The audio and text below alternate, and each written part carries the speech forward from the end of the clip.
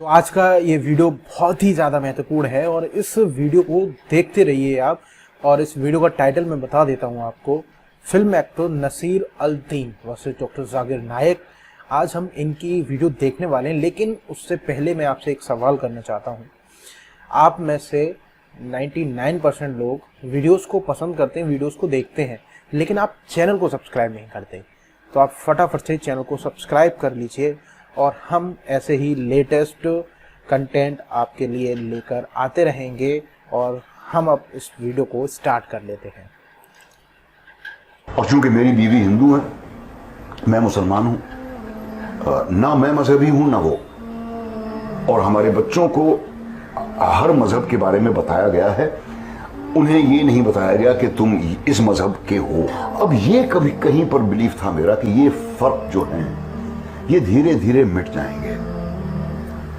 मुझे यकीन था कि एक हिंदू औरत से शादी करना एक हेल्थी प्रेसिडेंट है। मैं इसे कुफ्र नहीं मानता। मेरी वालदा ने भी मुझसे पूछा जब हमारी शादी होने वाली थी कि क्या तुम रत्ना से ईमान लाओगे। मैंने कहा आप मजहब बदलने की बात कर रही हैं, मैं नहीं उसका मजहब बदलूंगा। तो उन्होंने कहा हाँ सही है, मजहब कैसे बदला जा सकता है। अब मेरी अम्मी जो बिना पढ़ी लिखी थी, एक बहुत ही ऑर्थोडॉक्स किस्म के घर में उनकी तरबियत हुई थी, 5 वक्त की नमाजी थी, जिंदगी भर उन्होंने पूरे रोजे रखे, हज भी किया, सब कुछ। लेकिन उन्होंने तक ये कहा कि जो बातें तुम्हें बचपन में सिखाई गई उन्हें बदल कैसे सकते हो, मजहब बदलना बिल्कुल ठीक नहीं है।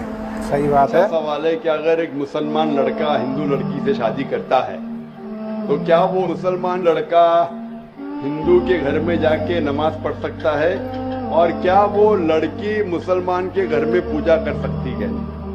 सबसे पहले कुछ शराइत है हर चीज के। आप अगर गाड़ी रखेंगे और गाड़ी का एक पहिया रखेंगे, साइकिल का एक पहिया रखेंगे, ट्रैक्टर का, तो गाड़ी चलेगी क्या? या चारों साइकिल कर दो, चारों ट्रैक्टर कर दो। इसीलिए कुरान की आयत सूरह बकरा की सूरा नंबर 2 आयत नंबर 221 में अल्लाह ताला फरमाते हैं कि आप मुशरिका से शादी नहीं कर सकते जब तक वो ईमान न लाए। मतलब जो गैर मुस्लिम है और शिर्क कर रही है, उससे आप शादी नहीं कर सकते जब तक वो ईमान न लाए। और इनका कहना ईमान ये लाने वाली औरत चाहे कितनी भी बदसूरत हो, वो एक मुशरिका से बेहतर है। और आगे आयत कहती है कि लड़कियां मुशरिक लड़के से शादी नहीं कर सकती जब तक वो ईमान ना लाए। एक मोमिन आदमी चाहे कितना भी बदसूरत हो, वो बेहतर है बनिस्बत जो शिर्क करता है। इसकी वजह ये है कि इस्लाम में लिखा है कि अगर आप खुदा के अलावा किसी को और पूछते हैं, किसी और की इबादत करते हैं, ये सबसे बड़ा गुनाह है।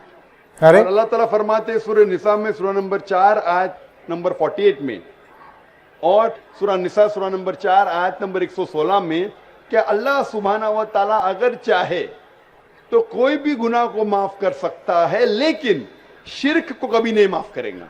अगर एक इंसान मुशरिक जैसा मर गया तो अल्लाह ताला कभी भी उसे माफ नहीं कर सकता। अरे जिसने हमें जिंदगी दी, जिसने ये सारी चीजें हमें दी दुनिया में, ये तो पता ही नहीं था। उसको गाली देंगे, उसके अलावा किसी और की इबादत करेंगे, ये शिर्क हुआ।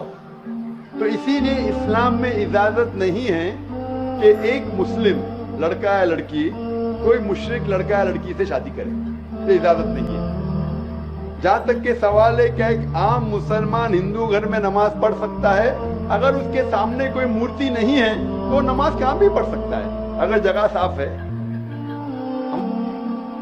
इसीलिए शादी के लिए शर्त है कि दोनों का ईमान हो। और अगर आप हिंदू मजहब पढ़ेंगे तो हिंदू मजहबी किताब में भी यही लिखा है जो मैंने पहले पेश किया, पहला जो सवाल था भाई साहब का, और मैंने कहा कि हिंदू मजहब में भी यही लिखा है, ना तस्य प्रतिमास्ती, उस ईश्वर, उस भगवान, उस खुदा का नहीं, कोई मूर्ति नहीं, कोई फोटोग्राफ नहीं, कोई पेंटिंग नहीं, कोई पोर्ट्रेट नहीं, कोई आइडल नहीं, कोई स्टैचू नहीं। अगर ये मान ले कि कम से कम जो यकसा है हिंदू और इस्लाम के मजहबी किताब में, कम से कम उसके ऊपर अमल करे तो अक्सर हमारे मुश्किलात दूर हो जाएंगी। जो यकसा नहीं है उसको कल डिस्कस कर सकते हैं।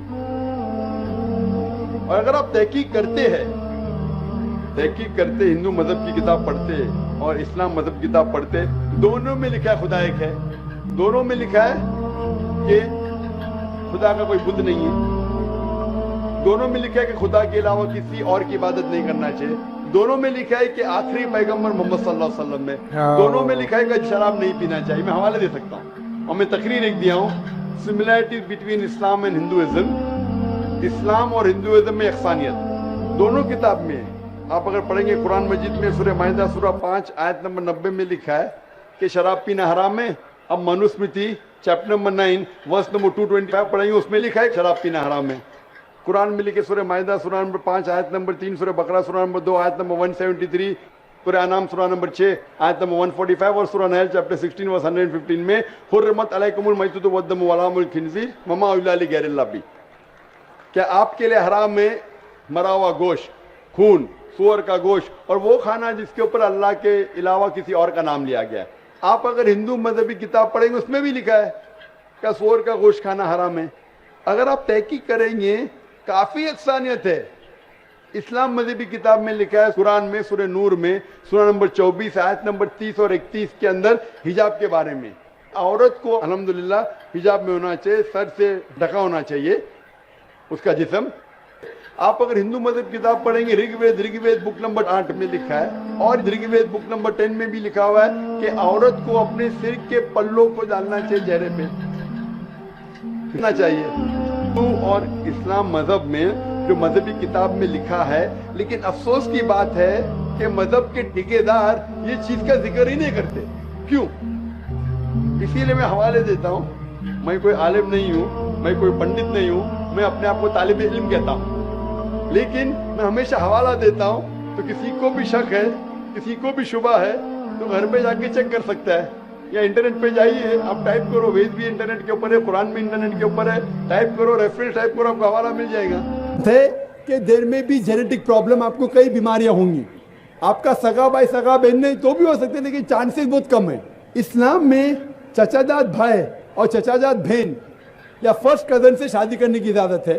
तो साइंस ये नहीं कहती कि फर्स्ट कजन से करेंगे तो प्रॉब्लम होंगे, लेकिन अगर लगातार कंटिन्यूसली जनरेशन आफ्टर जनरेशन पीढ़ी के बाद पीढ़ी करते रहेंगे तो चांसेस है कि प्रॉब्लम हो सकता है। डॉक्टर अहमद सखर अपने तकरीर में कहते हैं कि अल्लाह के रसूल ने कहा है कि जनरेशन आफ्टर जनरेशन लगातार पीढ़ी के बाद पीढ़ी अपने फर्स्ट कजन चचाजाद बहन या भाई में शादी मत करो, इससे बीमारी के इम्कानात है। लेकिन एक बार करने से नहीं है, डायरेक्ट सगा बहन और भाई से करेंगे तो बीमारी होंगी, आमतौर पे नहीं होंगी। Hope the answer the question.